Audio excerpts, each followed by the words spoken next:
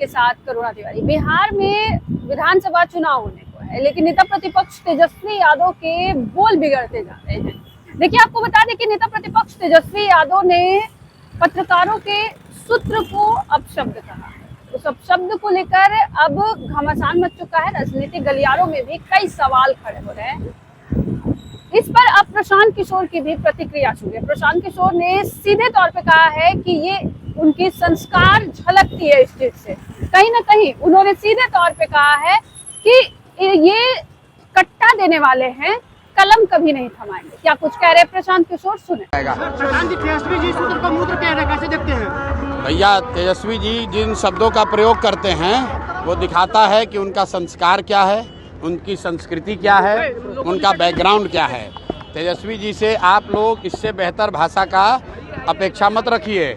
ये वही लोग हैं। किसी ने मुझे कहा कि तेजस्वी यादव अपने एक कार्यक्रम में युवा संसद बुलाए थे, उसमें कलम बांट रहे थे। तो मैंने उनको याद दिलाया कि तेजस्वी यादव कलम वाले नहीं, कट्टा वाले नेता हैं। इनके जब पिताजी और माताजी का बिहार में सरकार था तो बिहार में, पूरे देश में बिहार की पहचान कट्टा बनाने वाले राज्य की थी। ये लोग जीत कर आएंगे तो फिर पूरे बिहार को कट्टा, अपहरण, लूट मार का केंद्र बनाएंगे। जैसे कलम इसलिए बांट रहे हैं, पूछा फिर क्यों कलम बांट रहे हैं, तो मैंने बताया जैसे कोई शेर बूढ़ा हो जाए, आपको दूध देगा पीने के लिए तो क्यों देगा कि आप दूध पीने आइए, फिर आपको खाएगा। तो ये सब कलम बांट के बिहार की जनता को बेवकूफ़ बनाएगा। जब सत्ता में आ जाएगा तो फिर वही कट्टा, रंगदारी, अपहरण वही कराएगा। बिहार में लगातार हत्याएं हो रही है, हत्या को लेकर के महाजंगल राज का दर्जा दिया जा रहा है। अरे भाई, हत्या आज से थोड़े ना हो रही है।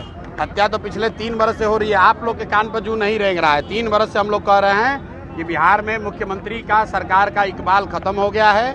मुख्यमंत्री का शारीरिक मानसिक स्थिति अब काम करने लायक नहीं है। नीतीश कुमार सरकार नहीं चला रहे हैं। सरकार उनके अगल बगल के 3-4 भ्रष्ट मंत्री और 4-5 भ्रष्ट अफसर चला रहे हैं। और जब तक कोई बिहार का मुखिया नहीं चुना जाएगा तब तक बिहार में स्थिति बिगड़ती जाएगी। कानून व्यवस्था की स्थिति भी भविष्यवाणी कर देते हैं, अभी से और बिगड़ने वाली है।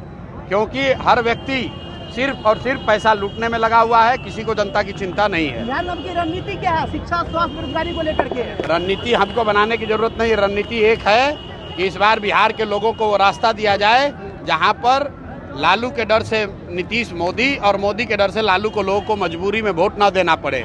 एकमात्र रणनीति है। जिस दिन लोगों को नया रास्ता दिख जाएगा, लोग खुद समझदार हैं, लोग अपने बच्चों के लिए शिक्षा चाहते हैं, रोजगार चाहते हैं, पलायन का खात्मा चाहते हैं। लोग, इन लोगों के राजनीति से लोगों का कोई लेना देना नहीं है।